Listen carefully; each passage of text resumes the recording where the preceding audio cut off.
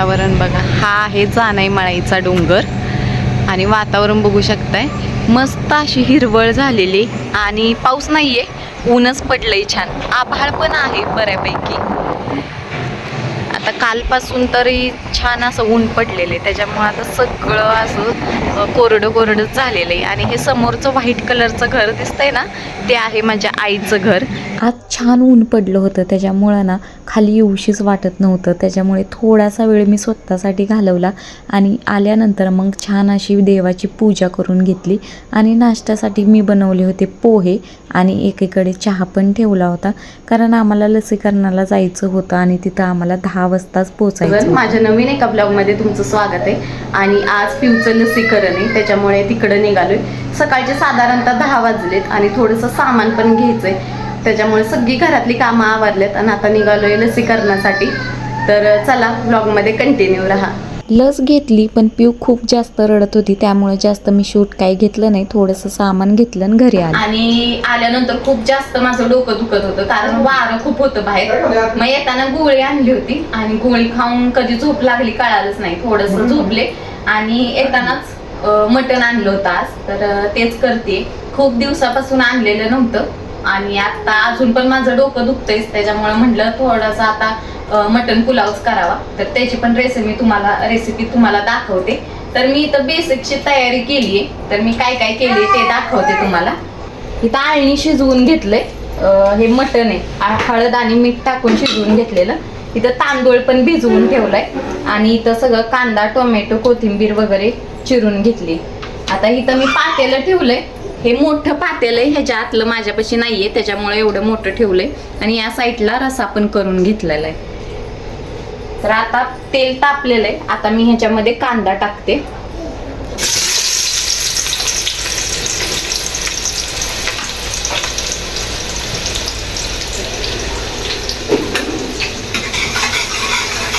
कांदा छान परतून घ्यायचा आहे, लालसर होईपर्यंत. असा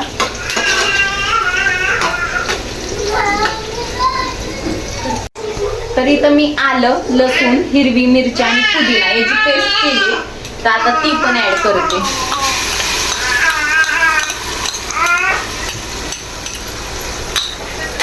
आता छान परतून घ्यायचंय, तोपर्यंत लसणाचा एक उग्र वास असतो ना, तो जात नाही, तोपर्यंत चांगलं परतून घ्यायचं. मसाला चांगला परतलाय, आता त्याच्यामध्ये मी टोमॅटो ऍड करते. आता परतलंय छान असं, टोमॅटो छान असं लालसर झालं नाही असं परतून मसाला, हे आपल्याला ह्यामध्ये आता मटण टाकायचं. मटण पण तेलात छान परतून घ्यायचं, म्हणजे सगळा मसाला त्या मटणाला लागतो.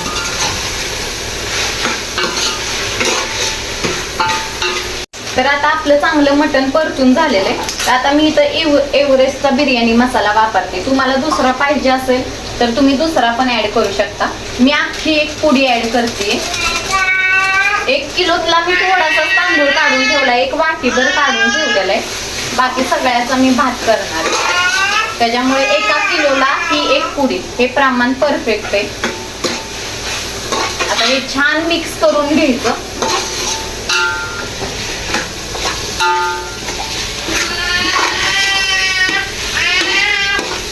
आता मी तांदूळ ऍड करते.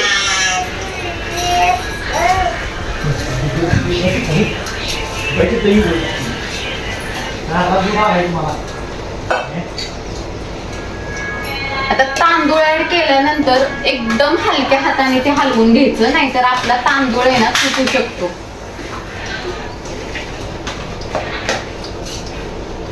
तर एकदम हलक्या हाताने मी मिक्स करून घेते. तेलात छान तांदूळ मिक्स केला ना की तो सुट्टा होतो, त्याच्यामुळे थोडासा मी असा मिक्स करणार आहे.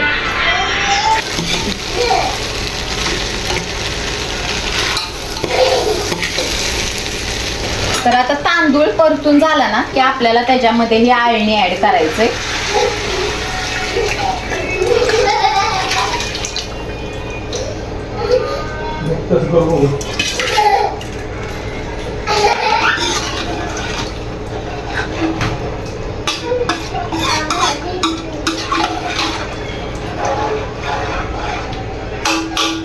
कमी वाटलं तर थोडंसं पाणी तुम्ही ऍड करू शकता, नाहीतर काही गरज नाहीये. तर आळणी शिजवताना मीठ टाकलं होतं, त्याच्यामुळे मीठ लक्षात ठेवूनच टाकायचं चवीपुरतं, नाहीतर पुन्हा भात खारट होईल. आणि एक गोष्ट, शक्यतो आळणीमध्येच भात शिजवायचा, वरून एक्स्ट्राचं पाणी ऍड नाही करायचं, म्हणजे जशी आपल्याला टेस्ट पाहिजे तशी भेटती. वरून पाणी ऍड केलं की मग त्याची सगळी चव जाईल, त्याच्यामुळे करतानाच आळणी भरपूर करायचं. ह्या स्टेजला ना पाणी थोडंसं आटलं की आता एकदा आपल्याला ते हलवायचंय, चांगलं मिक्स करून घ्यायचंय आणि त्याच्यानंतर झाकण ठेवायचंय त्याच्यावर. आता यातलंय ना पाणी आटलेलं आहे आणि मी एकदा हलवून घेतलेलं आहे, ते चांगलं मिक्स करून घ्यायचं आणि त्याच्यानंतर मग आपल्याला ते झाकून ठेवायचंय साधारणतः एक 20 मिनिटं. 20 मिनिटांनी आपला भात तयार होईल.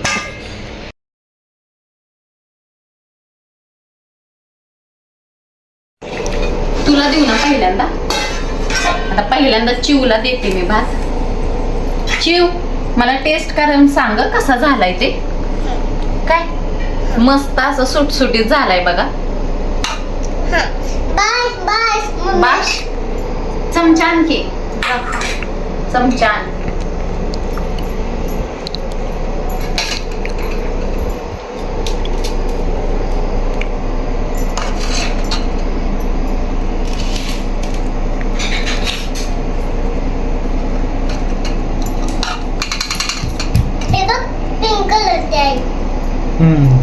पिंक कलरचा चमचा आहे का? या बस.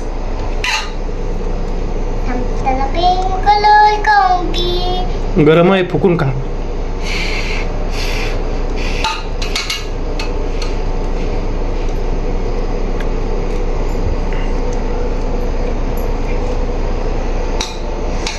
कसं झालंय? छान आहे. आवडला तुला?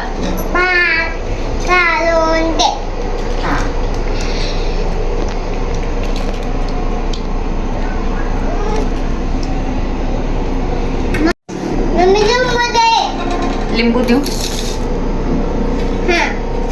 तर चला, आता भात पण झालेला आहे. आता आम्ही जेवण करून घेतो आणि आय होप तुम्हाला आजचा व्हिडिओ आवडला असेल तर प्लीज लाईक, शेअर, कमेंट करा. भेटूयात पुढच्या ब्लॉगमध्ये. तोपर्यंत बाय बाय.